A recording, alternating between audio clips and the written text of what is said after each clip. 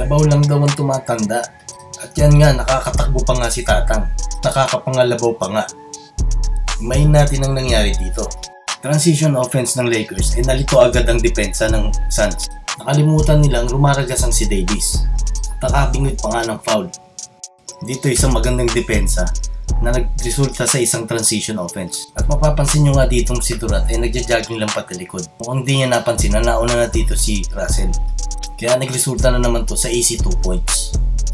Dito yung atake nga ni Grayson Allen ang gap sa wing side. At na-attract na nga dito ang depensa ni Davis at ni Tatang. Kaya naiwan itong si Okogie sa Gedley para sa isang catch and shoot 3. Minsan talaga pag nasa loob ko ay makakalimutan yung basic fundamental ng basketball. Ito ay yung pag-box out. Mapapansin nyo dito sa pagtira ni LeBron, etong si Grayson Allen ay hindi niya na binax out si Austin Reeves. Tumingala na lang ito at tumingin na lang sa bola. Patingala na rin lang itong si Gordon, nakala mo'y nakakita ng lobo. Kaya ang nangyari ay na-rebound nga ito ni Reeves at pasa kay LeBron. Sabay drop pass kay AD at sinubo na lang ito sa ring. Okay, ball screen rejection naman dito ni Austin Reeves. At inatake niya nga ang drop coverage ni Nurkic. Hindi nga siya makapag fully commit sa help defense kay Reeves dahil na rin sa roller na si Davis. At ito na nga rin yung isang may ibibigay ni Jusuf Nurkic sa Suns. Ang pagbibigay niya ng kanyang katawan para sa mga offensive rebounds. Nabanggit din natin yan sa nakaraan natin video tungkol kay Nurkic. Dito nakalimutan na naman bumax out ng tatlong nakadilaw at nakuha nga ni Gordon ang putback.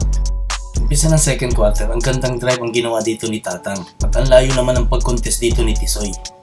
Good find naman dito ni Tatang kay D'Angelo at nawala nga na naman ang defensive rotation ng Suns. Kung mapapansin nyo, positionless basketball ang Suns dito dahil nga wala silang legit point guard. Another defensive lapses na naman dito sa Suns. Upisa yan dito sa high post ni LeBron. At pagsalaksak nga nito, nagbigay din ng help defense itong si Yuta Watanabe. At naipasa nga niya naman ng bola dito sa corner kay Vincent. At dahil nga nawala na naman defensive rotation ng mga to, naiwan bukasan naman si Anthony Davis para sa isang catch and shoot 3. Dito isang Chicago action naman ang ginawa ng Suns. Handot kay KD, one dribble, sabay pull up. Good contest para sa part ni AD, pero better offense naman para kay KD. Dito mga chong, pansinin nyo yung pag-atake dito ni Josh Okogie.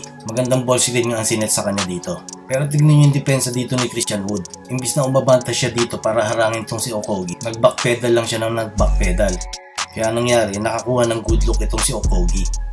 Tignan nyo yung height difference dito ni KD sa bantay niya si Reddish. Tapos mga 15 foot away lang sa basket tong si KD. Kaya talagang titirahan ka lang nito. Ilang beses na natin nakikita ang ginagawa niya sa practice. Dito isang simpleng handoff ang binigay niya kay LeBron. At doon pa talaga dumantong si Okogie sa nakaharap na si Davis. Kaya na-delay din ang paghabol niya kay LeBron. Maganda-gandang space na naman ang naibigay nito kay Tatang. Kaya nakapuntos na naman siya sa tres. Dito sa transition offense ng Lakers, paatake na naman downhill itong si LeBron. Pero pansinin nyo dito si KD. Hindi siya nag-sprint pababa, pa-jogging-jogging lang. Kaya ayun, naiwan, puntos na naman. Ng second half na, makailang beses ginawa to ni KD tsaka ni LeBron. Kumanti naman dito ang Suns sa isang pull-up to ni KD. Galing naman sa handoff at screen ni Nurkic. Dito mga chong, tingnan nyo, naka-drop defense na naman itong si Nurkic. Tingnan nyo naman kung gaano kalayo ang distansya nito kay Austin. Ilang beses talaga nilang inatake ito ng buong laro. At naiwan na nga rin itong bantay niya. Kaya ayun, butas na naman ang tres. Kaya next possession, inatake niya uli itong si Nurkic. Dito makikita niyo yung belo ni Tatang na parang sumali sa 100 meter dash. Anong tatang-tatang ang pinagsasabay mo? Ayun, huli ka balbon. Dito pagka-handoff kay KD, nireject niya yung screen. At inatake niya nga dito ang defense ni Hachimura. Next possession ay inatake agad ni KD ang single coverage defense ng Lakers. Umatake uli dito si KD. Pero this time nagbigay ito ng help defense si Vincent. Pero wala pa rin, talagang naipasok uli ito ni KD. Natapos nga dito ang third quarter, lamang ang Suns ng 10. Dito ay nakatulog naman sa pansitan itong si Eubank, kaya nakapwesto ng maganda itong si AD.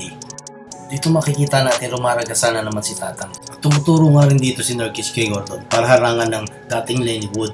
Ni Nurkic dito, hindi niya sinundan itong si Wood. Instead, nagminor pa nga siya dito para tumingin kay LeBron at mukhang magbibigay pa ng help defense. Kaya ang nangyari, bukas na bukas dito si Wood para sa isang dakdak. At naka 8-0 run na nga dito ang Lakers.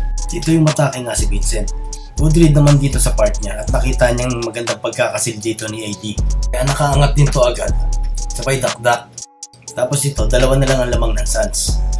Bumawi naman agad dito si KD sa isang catch and shoot 3. Dito naman sa semi-transition, lamang na lamang ang tangkad ni AD. Dahil nga nasa labas din itong si Nurkic. Nakakuha nga siya dito ng foul at naipasok niya rin naman dito ang free throw. At tumabla nga rin sila sa matagal-tagal na panahon. Sa puntong ito, nagumpisa na umatake itong si Tatang dahil ng pagkakasplit ng defender niya dito. Pagkagaling nga sa rebound ay rumaragasa na naman itong si Lebron. At sinulubong nga siya dito ni KD, nakakuha naman siya ng foul. Naipasok niya naman dito yung dalawang free throw. Umawi naman agad dito si Durant sa dalawang magkasunod na basket. Dito ngayon nakakuha pa siya ng end one kay Austin Reeves. Sablay nga lang ang free throw niya kaya tabla ang laban. At eto na uli yung 2-man game ni Lebron at ni Davis. Isang ball screen at inatake na naman ang trap coverage ni Nurkic. Next possession ay inulit pa nga uli nila ito.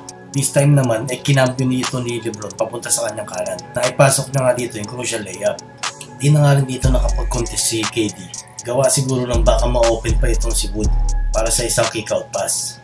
Nadepensahan na nga rin na maayos dito si KD, kaya hindi na rin sila nakahabol. Panalo nga dito ang Lakers at tumiscore nga dito si Lebron ng 21 at 30 naman dito kay Anthony Davis. Comment na lang kayo mga chong, palike na lang ng video at pasubscribe na rin ng ating channel.